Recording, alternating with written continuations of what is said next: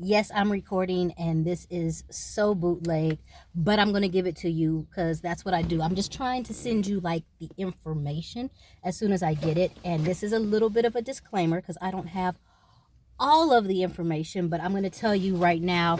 I am leaving. Please tell me I have my pamphlets. Yes, I am leaving a like mini con. It's called a mini conference, and it was hosted by the Ministry of Trade and Industry, and they were talking about the Made in Rwanda brand and export. So I'm bringing you this information for people who are interested, and they ask questions all the time about business in Rwanda, business in Rwanda. My first disclaimer is, no, not my first disclaimer. I'm getting to it. But they really talked about the Rwanda Trade Portal, and I'm going to have to bring out my notes. And they talked about, and I bet you they're going to have more of these. They really talked about the Africa, it's an acronym, and I can't be remembering it. It's the Africa Trade, African Free Continental Trade Area.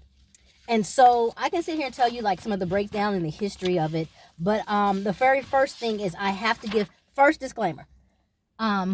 Everything done in English. Let me get this. The pamphlets are in English. The slides are in English. The presenters are bilingual, but the actual presentation was in Kinyarwanda. So your girl was an outsider. But technically, hello, I am an outsider. This is made in Rwandan products and everything else like that. So they were more than accommodating. They were like, just read, let me know if you have the questions. And I didn't get her name, but like one of the main presenters came to me like immediately, was like, do you have any questions? Like after we went to break, and she's like, we apologize, but majority of our audience is, local, and we do it in Kinyarwanda for best understanding. And I was like, there's no need to apologize. It's my responsibility as a business owner to bring in people who can interpret for me, which I did, and to be able to be in the building. And I wanted to give the other disclaimer, personal opinion is, I feel 100% it is important to be in the building.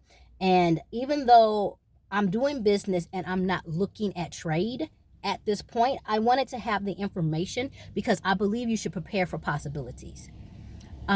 Prepare for possibilities and do what you have to do, or at least have that knowledge. And I'm just really big about having knowledge and making sure that those entities are there and knowing who to reach out to. Here's the other thing. I recognize, and I got to shout out my girl. She is not social media friendly, so I'm just going to say Miss K. That's it. All I'm going to say is Miss K. There's a whole bunch of alphabets, a bunch of words in those alphabets. But she really showed me, especially this week, the importance of being fly and being visible.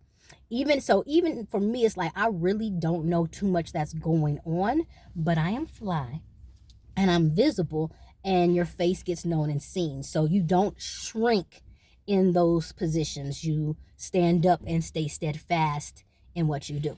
So I wanted to talk a little bit because there was actually great information on both sides, and I have to leave early because your girl is one of those people that keep a 9 to 5 to make the other piece work. Like I am my own investor, and so there's more, and I'm really sad about what I'm going to miss because RDB is presenting in the second part. There's a lot more to talk about, and there's probably about 80 to 100 business owners that are there. So I want to shout out Rwandan small SME. They call it SME, but they're small and medium business.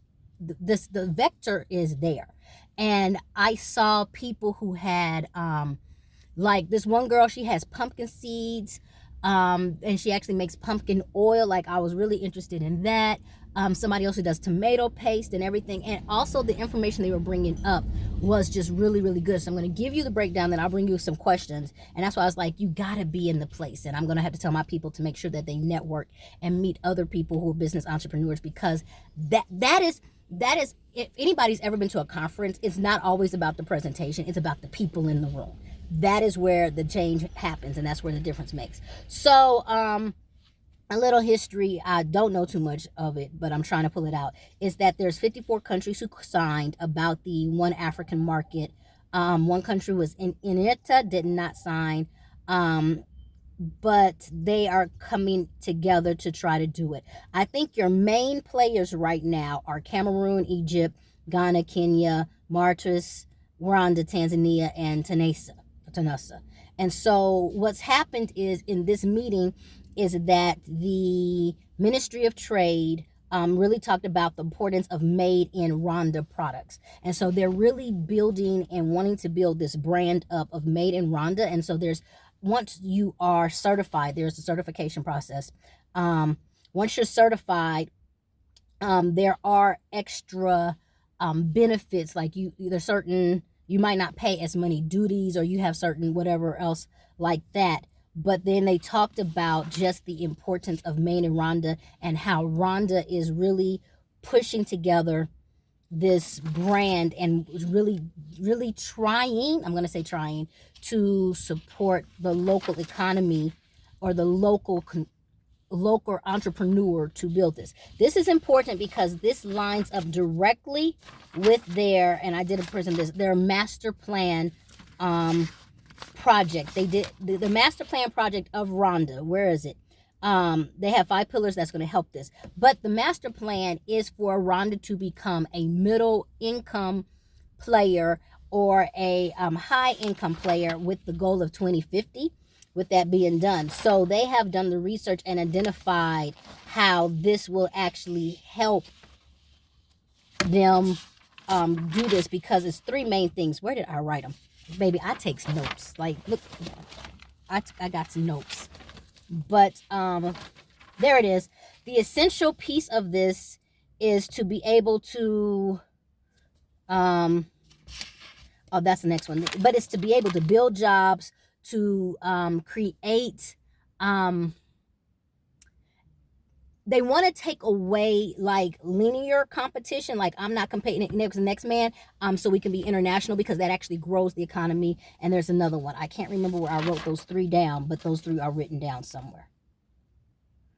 And build a stronger supply chain. So the key areas that they identify where they can do this the quickest and best at first is agro processing, mining and mineral processing, construction products, agro products, textiles, and processed metals.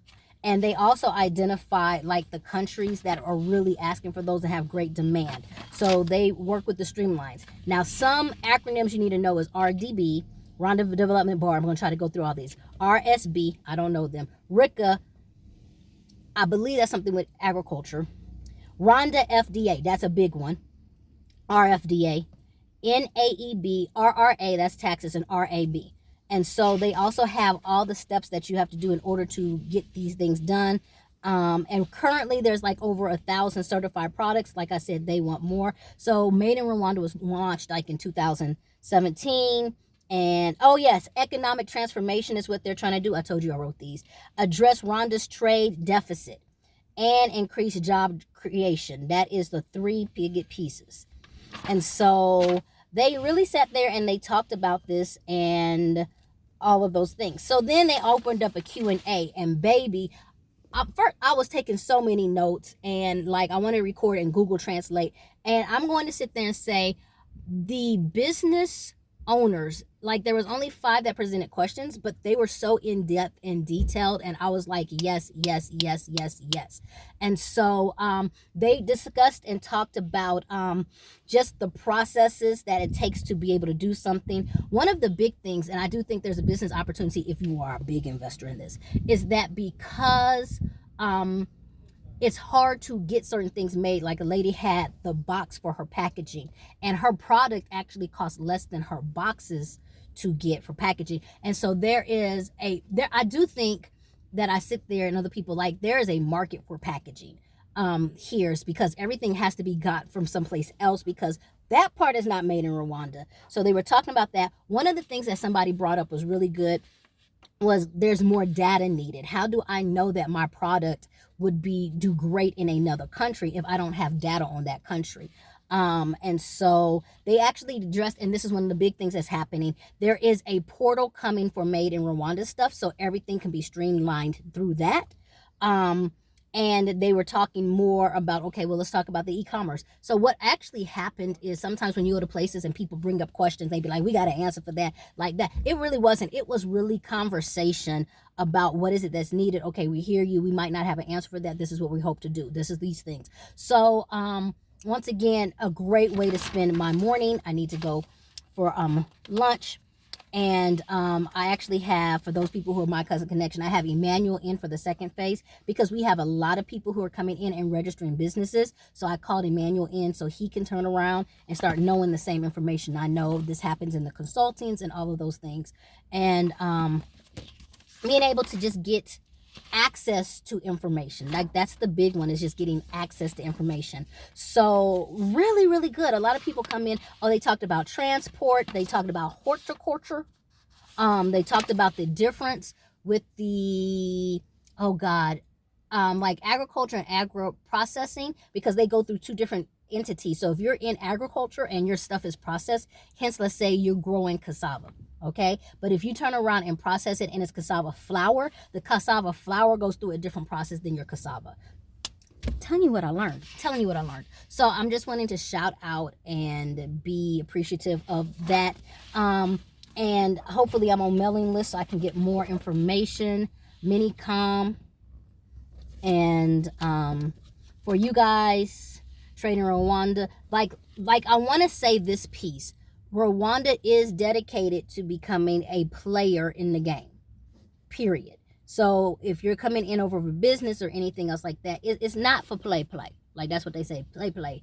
Like I think I cracked my phone, but it's not for play. Like they're really talking. And so I do think that there's more conversations to be had. So have them. All right, holla.